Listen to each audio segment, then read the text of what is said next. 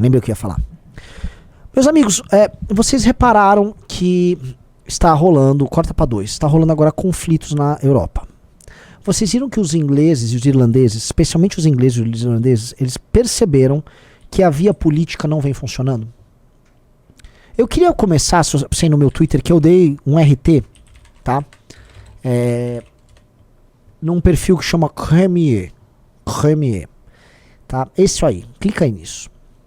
Isto aqui é a resposta para todos os problemas. Olha só que interessante.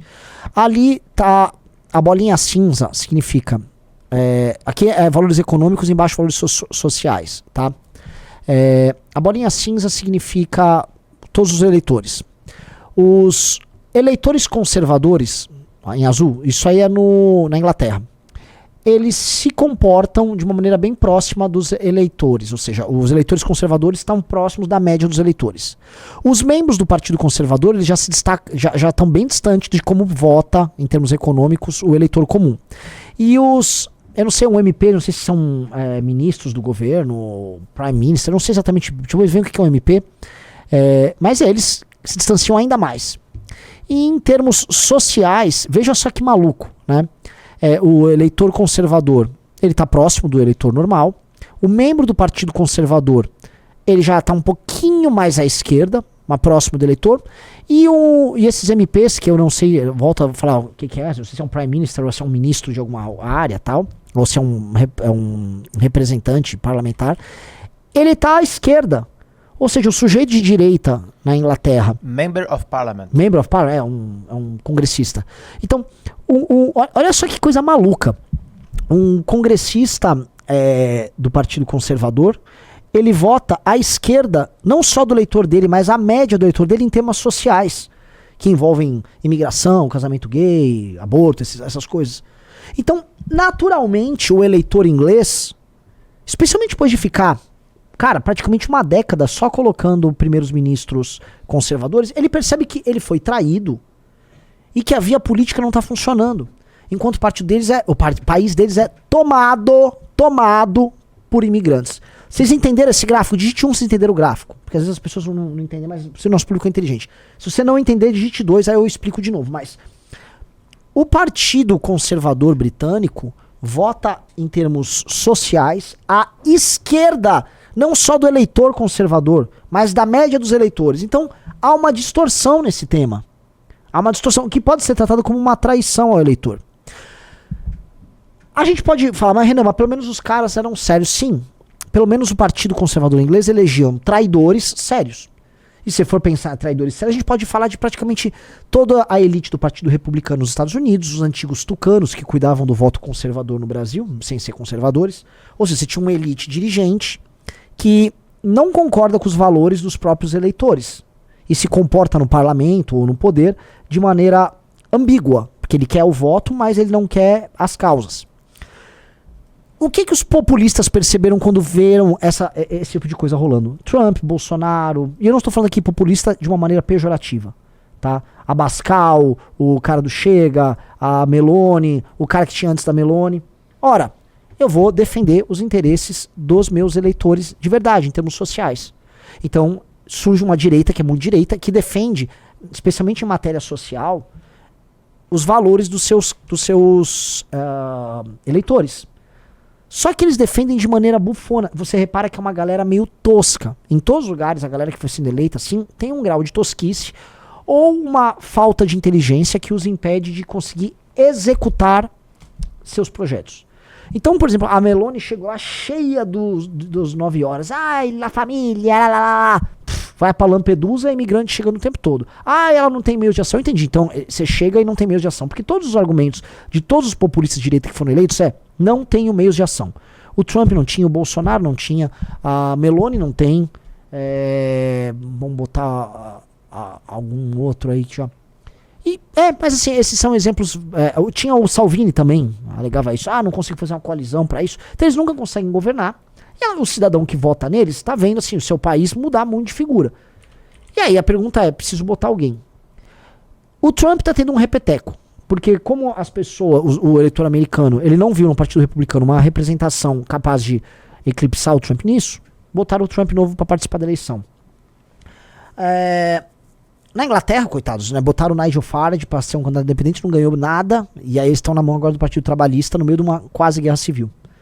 Aqui no Brasil, o Bolsonaro não conseguiu fazer nada, e no máximo botou umas pessoas na frente de quartel e foram presas essas pessoas, tá? Inclusive, assim, eu quero falar sobre algumas condenações. Soltaram o Felipe Martins na mesma semana que deram uma condenação pra aquela vovó que fez cocô, né? De 15 anos. Mas guarda numa caixinha que eu vou falar isso aqui lá na frente. Então, você tem um misto de impotência, tá? Com uma coisa quase ridícula por parte dos eleitos. E há exceções, eu posso falar da exceção de El Salvador, que é o Bukele, que ele não ganhou com uma plataforma populista, tá? Ele não ganhou, o Bukele não ganhou com essa plataforma de direita populista, e aí ele foi e fez um governo funcional que está entregando resultados. E vamos falar até agora do mandato do Milei, que ele é ao mesmo tempo bufão, ridículo e provocativo, como ele foi na campanha, só que o governo dele tá entregando. E aí, aparentemente, ele chegou numa fórmula na Argentina. Então, ele tá conseguindo as entregas dele, ao mesmo tempo que ele mantém aquele perfil meio loucão, tá? Mas são 2 casos positivos que andaram. Os demais, a coisa começa a descambar. E o que ela tá descambando? No caso inglês, que é um caso que eles não elegeram, vamos dizer, uma figura caricata, mas eles elegeram os conservadores por várias vezes, a população começou a procurar meios de ação através da violência, porque eles não têm meios políticos, ou seja, eles elegem parlamentares conservadores e a imigração aumenta nos governos conservadores, eles vão falar, fui traído por conservador. E aí entra um ponto, tá, pra gente começar a refletir. Estão saindo as pesquisas aí, a Kamala Harris, ela sim, em todas as pesquisas, ela praticamente empatou com o Trump. Isso dá muito pano pra manga, tá, porque o voto feminino e o voto das minorias está indo para Kamala Harris, aí você vai ter um recorte eleitoral muito forte em termos de sexo e em termos raciais lá, especialmente com hispânicos, negros para um lado e mulheres também para esse mesmo lado.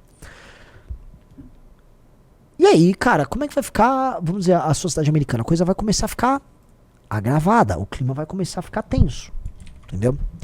As coisas não se resolvem. O Trump teve 4 anos de mandato para endereçar esse problema, e ele não conseguiu. Veio uma pandemia na frente, ele não soube como lidar na pandemia, ele não soube como lidar com o movimento do Black Lives Matter.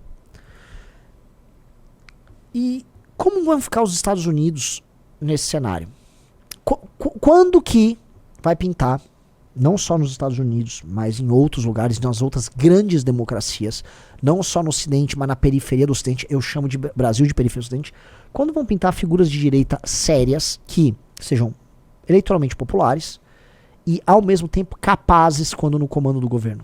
Por incrível que pareça, a gente tem que fazer, vamos dizer, tem que dar maior palmatória, porque nós criticamos demais ele, porque ele era ridículo nas propagandas.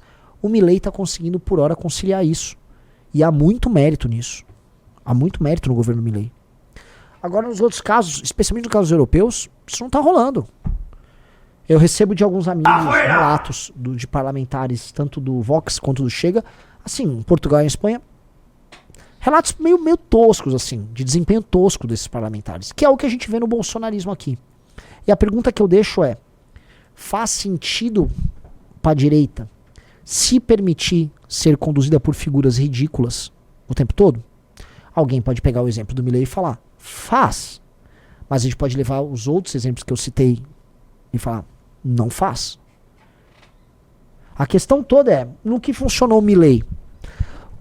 Por mais bizarro que muita coisa, né, que a figura do Milei tenha, o Milei tinha um programa. E o Milei era um cara muito programático. O Milei é um cara essencialmente programático. O Milei tem um programa político, libertário, de vida.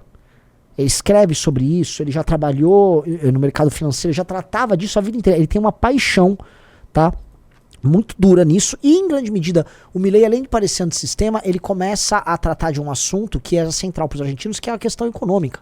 Ser libertário na Argentina faz sentido demais. A Argentina é um país em que ter uma atividade econômica é algo quase criminalizado, tá? Você trabalhar na Argentina é um inferno, contratar na Argentina é um inferno, pagar imposto na Argentina é um inferno, tá? A Argentina é, vamos dizer, um país inimigo de qualquer pessoa que queira gerar renda.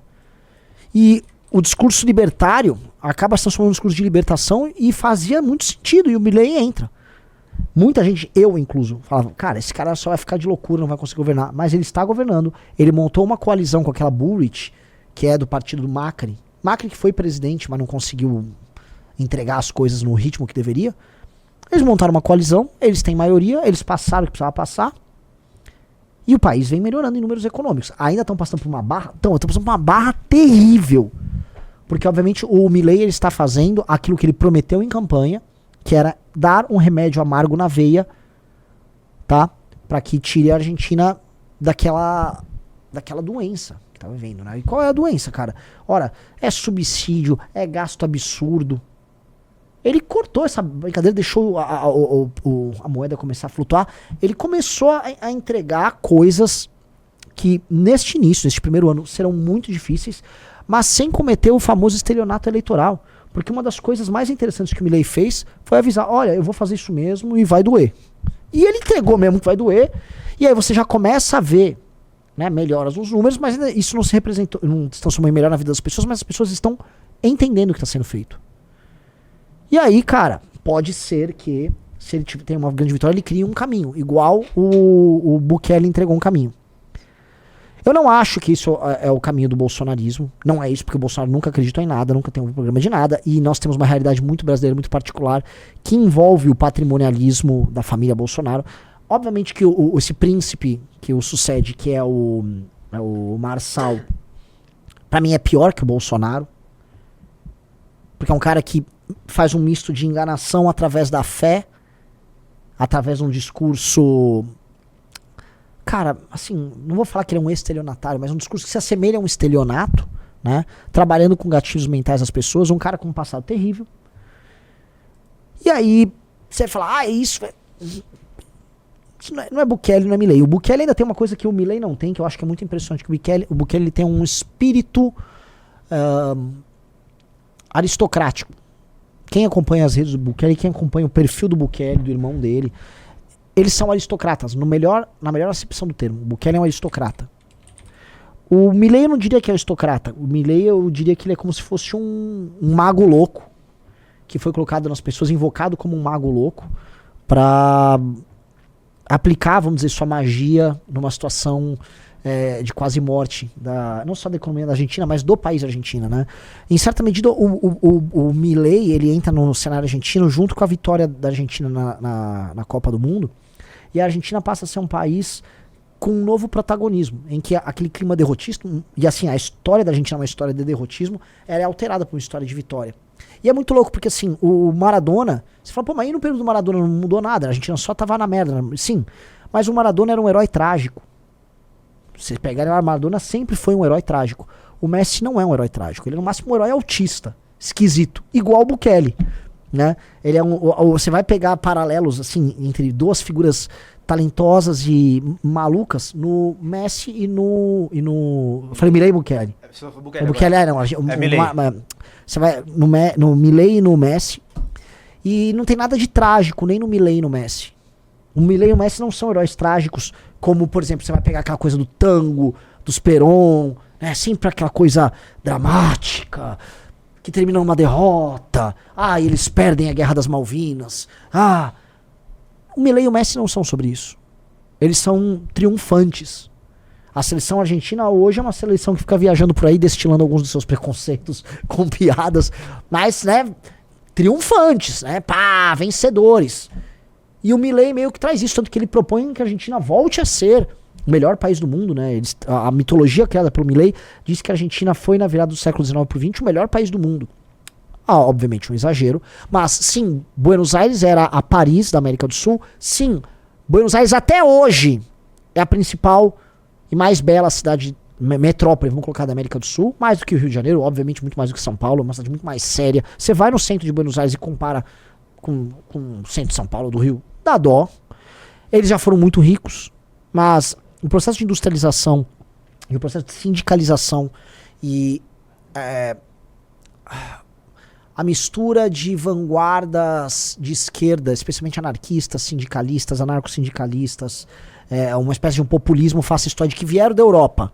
E vamos lembrar que a Argentina é um país profundamente europeu, especialmente um país do sul da Europa, misturado com características patrimonialistas de uma colonização espanhola que em muitos parece com a brasileira, entregaram no século XX governos horríveis que quebraram a Argentina, tiraram ela do primeiro mundo e jogaram pro terceiro. Então, o Milei tá trabalhando essa mitologia, tá? Uma mitologia que tá muito adequada com a situação da seleção argentina e pode ser que eles saiam. Ler e escrever com qualidade foi fundamental para poder chegar onde cheguei, tanto passando na universidade, como para fazer o trabalho de conclusão de curso, como depois na minha carreira profissional, como comentarista político, colunista de jornal e depois vencendo 2 eleições de deputado federal. Foi fundamental ler e escrever com qualidade, absorver o máximo possível dos livros que eu lia e também poder escrever primeiro redações e depois 3 livros já publicados, todos eles muito bem vendidos. Se você também quer fazer parte desse time das pessoas que possuem a habilidade de ler, de escrever, de absorver aquilo que estão lendo, de conseguir passar suas ideias com clareza e com qualidade, a gente está agora com o curso Os Segredos da Escrita. Se você se interessou, é só você clicar no link da descrição do vídeo.